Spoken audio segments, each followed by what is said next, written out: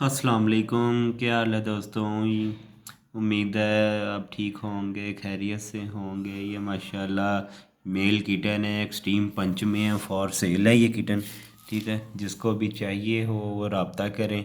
और डिस्क्रिप्शन में इसका रेट वगैरह भी लिखा होगा, प्राइस वगैरह लिखी होगी इसकी, तो आप रब्ता करें। माशाल्लाह एज इसकी 1 मंथ इसकी एज है और 5-6 दिन तक ये फीड पे आ जाएगा और माशाल्लाह फुल एक्टिव हो जाएगा।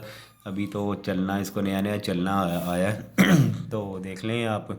और 5-6 दिन तक ये माशाल्लाह दौड़े लगा रहा होगा, फुल एक्टिव हो जाएगा ये किटन ना। अभी नया नया इनको चलना आ रहा है, तो अगर किसी को भी चाहिए हो ये किटन मिल जाएगा आपको।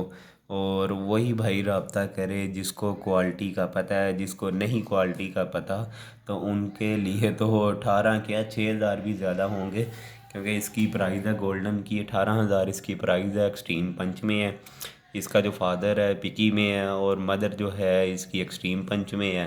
तो नियर टू पिकी भी मैं कह सकता था, मगर नियर टू पिकी मैंने नहीं बोला। एक्सट्रीम पंच किटन है तो एक्सट्रीम पंच ही मैं कह रहा हूँ, मगर इम्पोर्टेड ब्लड लाइन है।